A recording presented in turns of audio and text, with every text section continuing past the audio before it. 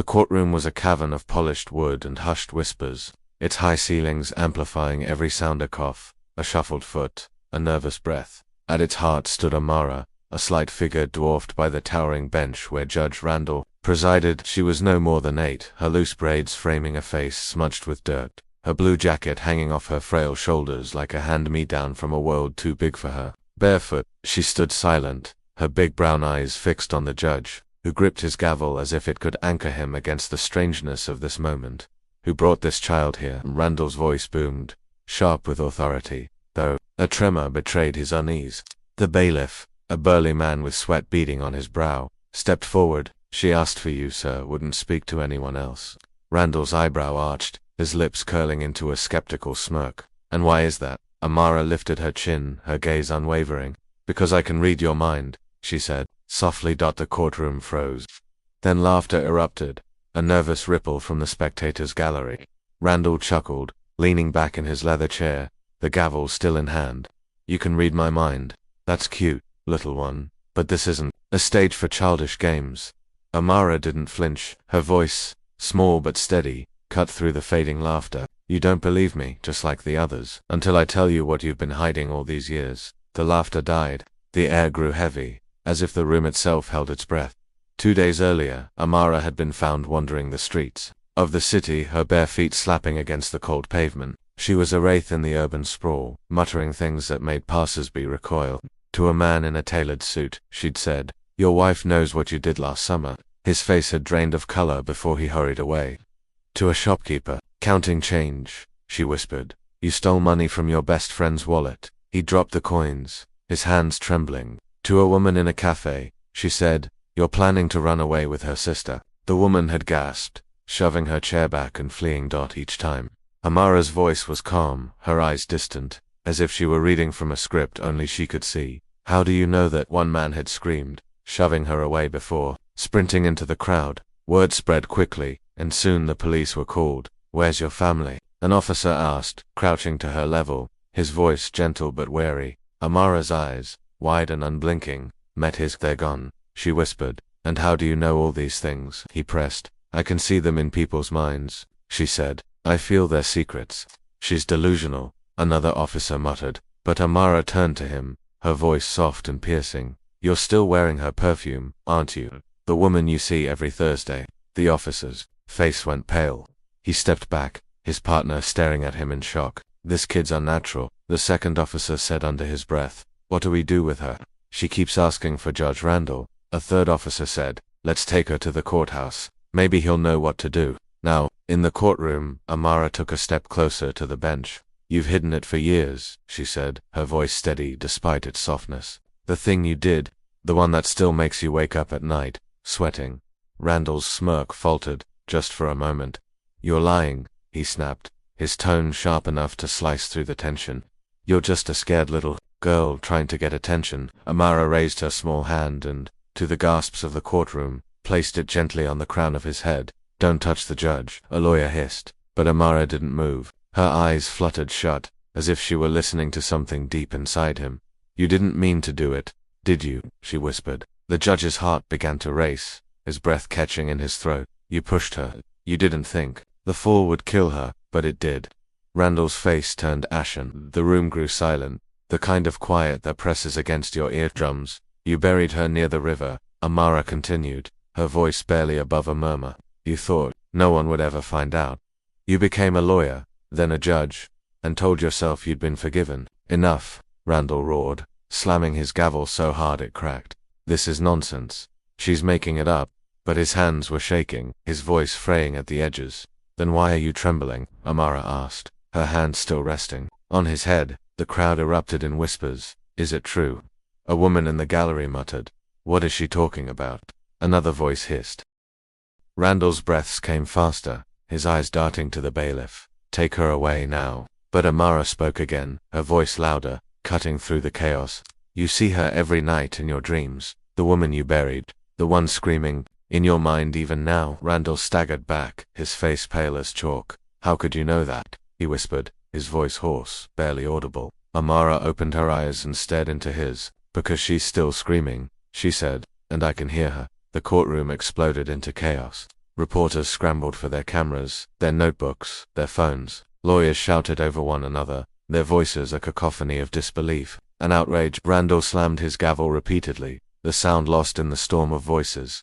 "Order," he bellowed, his voice cracking. "Order in this court." But Amara stood still, her hand pressed lightly to his head. "You hear her too, don't you?" she whispered. Her voice, her cries, the way she begged you to stop. "Lies," Randall roared, his face flushed, sweat dripping down his temple. "This child is manipulating you all." "I've never then, why can I see her?" Amara interrupted, her voice calm but unyielding. "You buried her near the riverbank. You thought the current would take her body, but the soil was thick. You covered her with rocks." Randall's legs wobbled. He gripped the edge of his bench, his knuckles white. "Stop," he hissed, his voice barely a breath. "You kept her bracelet," Amara said, her voice rising, carrying over the gasps of the crowd. "You put it in a box. It's still under the floorboards in your study, isn't it?" Randall's head jerked up. No one could know about the bracelet. No one. The room fell silent again, a heavy, suffocating quiet. A woman in the back row stood, her voice trembling. "What is she talking about?" "What bracelet?" Amara's voice grew sharper. "The one he ripped off her wrist when she scratched his face." The crowd erupted again, their murmurs frantic, a tidal wave of shock and speculation. "I want her removed now," Randall screamed, his voice breaking. "This is slander. She told me her name," Amara said, her voice cutting through his tirade like a blade. "Her name was Claire, she was 24, and you promised to drive her home that night." Randall's mouth fell open, his eyes wide with terror. "She trusted you," Amara continued, her voice soft but relentless. "But when she said no, you lost control. You pushed her.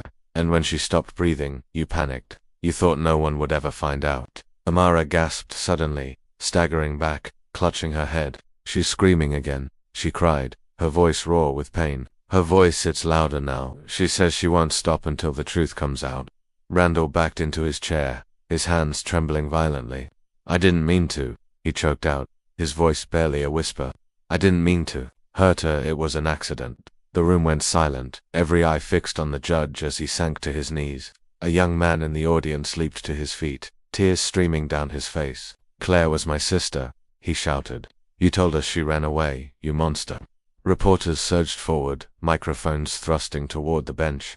Lawyers scrambled to hold them back, their voices drowned in the chaos. Amara lowered her hand, her expression calm once more. "Her voice is gone now," she said quietly. "She says she can rest." Officers surrounded the judge, their faces grim. "You're under arrest for the murder of Claire Donovan," one announced, his voice steady despite the madness around them. Randall's face crumpled, his body slumping as they pulled him from the bench. "I didn't mean to," he sobbed. "It was supposed to be a secret.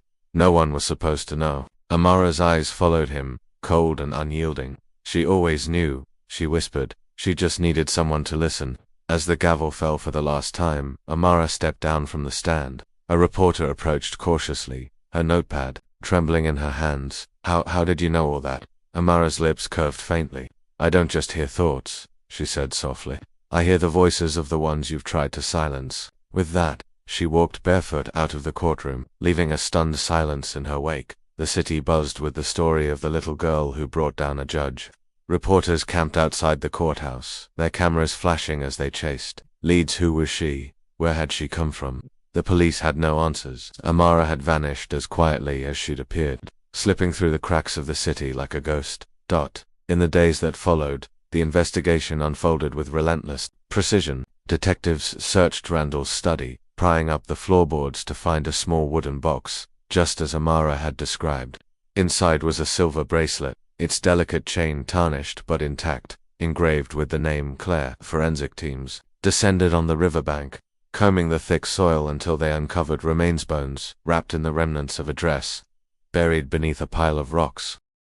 Randall's trial was swift and brutal. The evidence was overwhelming, the public's outrage palpable. Claire's brother, Daniel, testified through tears, recounting the years of lies, the false hope that his sister had simply run away. Defense crumbled, his confessions in the courtroom damning him beyond redemption. He was sentenced to life without parole, his legacy as a respected judge reduced to ash. But Amara remained a mystery. Some called her a psychic, others a prophet. Skeptics dismissed her as a troubled child with an uncanny knack for manipulation. Yet those who'd seen her in the courtroom, who'd watched Randall's face drain of color, couldn't shake the chill of her words. "I hear the voices of the ones you've tried to silence," she'd said, and the weight of that statement lingered like a shadow dot in a small diner on the edge of the city.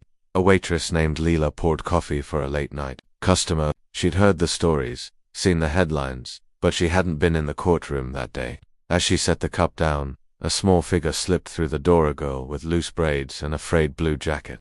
Leela froze, her heart skipping a beat. "Hey kid," she said cautiously. "You okay? Where's your family?" Amara's brown eyes met hers, and for a moment, Lila felt as if the girl were looking straight through her. "They're gone," Amara said softly. Lila swallowed, her hands trembling as she wiped them on her apron. "You're that girl, aren't you? The one from the courthouse?" Amara didn't answer. Instead, she tilted her head, her gaze sharpening. "You're hiding something," she said, her voice calm but piercing. "You didn't mean to take it, but you did. It's in your purse." Under the lining, Leela's breath caught.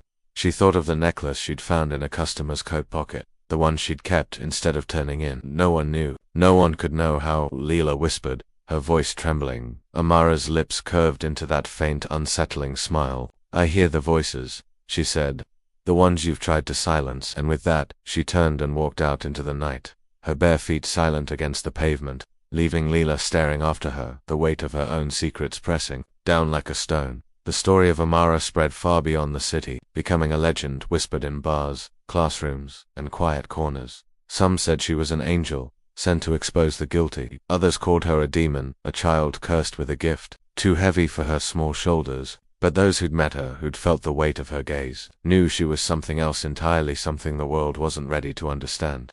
In a quiet park on the city's outskirts, Amara sat on a bench, her bare feet dangling above the grass. A man approached, his coat pulled tight against the evening chill. He was a journalist, one of the few who'd tracked her down after weeks of searching. "Amara," he said softly, sitting beside her, "I just want to talk.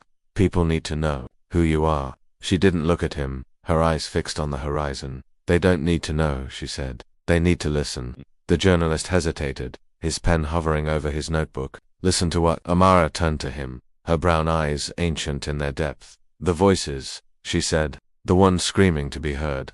And with that, she stood and walked away, her small figure fading into the dusk, leaving the journalist with nothing but questions and the unshakable feeling that he'd just glimpsed something beyond comprehension.